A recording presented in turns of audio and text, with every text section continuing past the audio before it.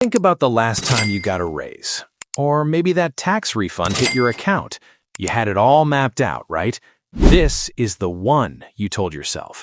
This is the extra $500 a month that finally goes into the index fund. This is where the debt starts disappearing. But then, life happened. The car made that weird grinding noise. Your best friend announced a destination wedding in Mexico.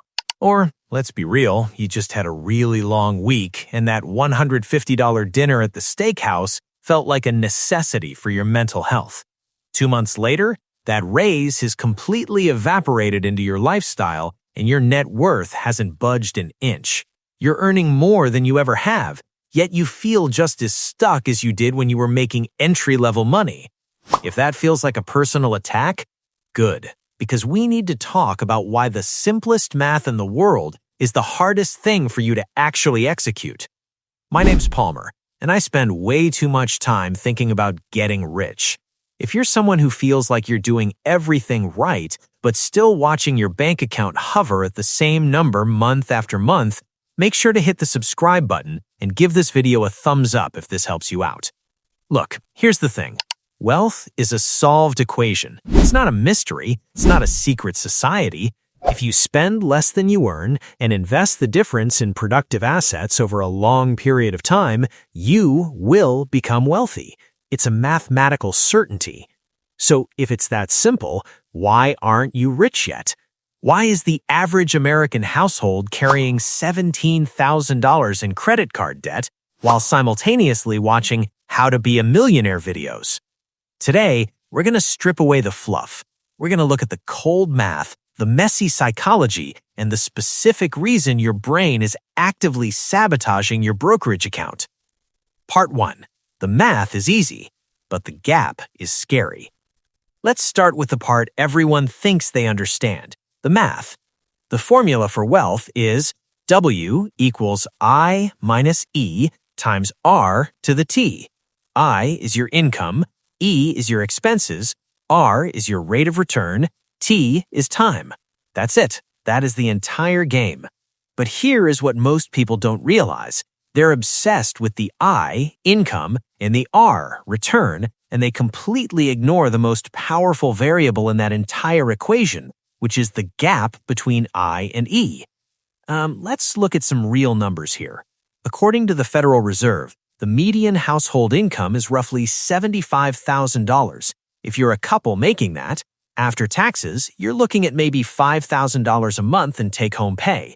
If you save 5% of that, which is actually higher than the current U.S. personal savings rate, which dipped to around 3.9% recently, you're putting away $250 a month. At 7% return, in 30 years, you have $300,000. Now, $300K is nice, but it's not rich. It's barely a safety net for a couple in their 60s. But watch this. If you find a way to save 20%, which means living on $4,000 instead of $4,750, that monthly investment jumps to $1,000.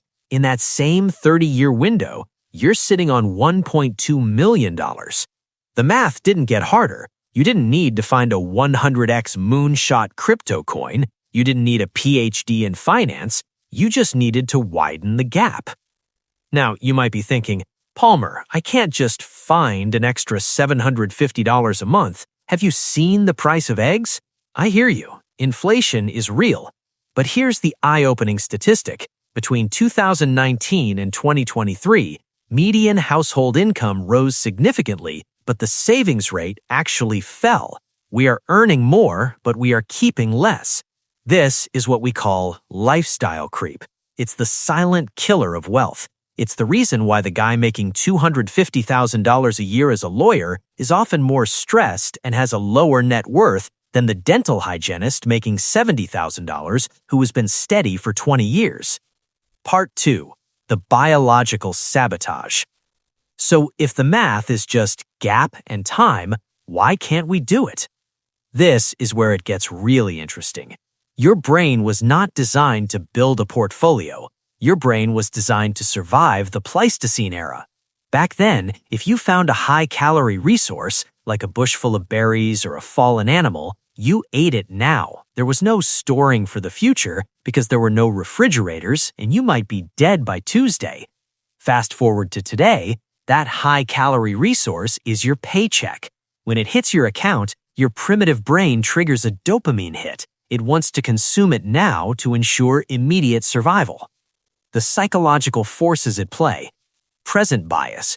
We value a $50 steak today more than we value $5,000 30 years from now, even though the $5,000 is objectively better. Our brains literally struggle to visualize our future self. To your brain, future you is a complete stranger, and why would you give your hard-earned money to a stranger? Part 3. The sophistication trap. Another reason you aren't rich yet is you think getting rich has to be complicated. We've been conditioned to believe that if something is simple, it can't be effective. We think we need alpha. We think we need to time the market, find the under-the-radar tech stocks, or get into complex real estate syndications. Look, Wall Street makes billions of dollars by making finance sound complicated. If they told you that you could just buy a total world stock market index fund and wait 20 years, they wouldn't be able to charge you 1.5% management fees. Let's do some more math. If you invest $10,000 in a fund with a 1.5% fee versus a fund with a 0.05% fee, like a standard Vanguard index fund, and you let it grow for 30 years, that fee difference will cost you nearly $100,000 in lost gains. You're literally paying a complexity tax. Most people spend 40 hours a week working for money, but they won't spend 4 hours a year setting up an automated investment system because it feels too simple to work. Here's what most people don't realize. The best investors are actually the ones who are the most boring. There was a famous study by Fidelity where they looked at which accounts performed the best over a long period. Do you know who the top performers were? The people who had forgotten they had accounts. The dead people and the people who lost their passwords. Why? Because they didn't tinker. They didn't try to be sophisticated. They didn't sell when the news said the sky was falling, and they didn't buy into the hype of the latest AI-driven tulip mania. They just stayed in the market. Part 4. The immediate action plan. Okay, so we know the math is the gap, we know the psychology is our lizard brain wanting status, and we know complexity is a scam. How do we actually fix this? How do you get rich if you aren't rich yet? You have to automate your virtue and manualize your vice. Step 1. The invisible gap. You cannot trust yourself to save what's left over at the end of the month. There will never be anything left over. Parkinson's law states that work expands to fill the time available. Well, expenses expand to fill the income available. You need to set up a direct deposit from your payroll into your brokerage account. It has to happen before the money hits your checking account. If you never see the money, you never miss it. Start with 10%. If you can't do 10%, do 1%. Just start the mechanism. Step 2. Kill the small change myth. People love to talk about the latte factor. Stop buying coffee and you'll be a millionaire. Actually, no. If you save $5 a day, that's $150 a month. In 30 years, that's about $180,000. It's not nothing, but it's not the reason you're broke. You're broke because of the big 3: housing, transportation, and food. If you want to get rich, stop obsessing over the $5 lattes and start looking at the $500 car payment. The average new car payment in the US is now over $700. If you drive a reliable used car and invest that $700 instead, you're looking at almost $1 million over your working career. That is the one decision rule. Make one big decision, buy a used car, so you don't have to make 1,000 small, painful decisions, skipping coffee. Step 3. Embrace the boring. Stop looking for the next big thing. I want you to imagine a snowball at the top of a hill. At first, you're pushing it, and it's barely growing. It's frustrating. This is the first 10 years of investing. This is the valley of disappointment. But then, the snowball starts to pick up its own momentum. This is compounding. $10,000 growing at 7% becomes $20,000 in 10 years. That's okay, I guess. But in the next 10 years, it becomes $40,000. In the 10 years after that, it becomes $80,000. the growth in the last 10 years is greater than the growth in the first 20 years combined. This is where it gets really interesting. Most people quit in year 7. They look at their account and say, I've been working so hard and I only have $15,000. This doesn't work. I might as well buy that boat. They kill the snowball right before it hits the steepest part of the hill. Part 5. The why versus the how. Now, you might be thinking, Palmer, I don't want to wait 30 years to be rich. I want to enjoy my life now. And this is the ultimate objection. Here's my answer. Being rich isn't about having a Ferrari. Being rich is about autonomy. It's about the ability to wake up on a Tuesday and realize you don't have to go into an office where you're undervalued and overworked. It's about having FU money. The reason you aren't rich yet is that you've been taught to trade your freedom for stuff.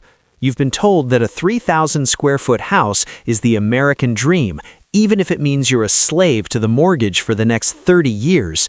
Is a bigger kitchen really worth 10 more years of your life spent in a cubicle? If the answer is yes, that's fine. That's a choice. But don't tell me it's complicated. It's simple. You're just choosing the stuff over the time. Conclusion and motivation.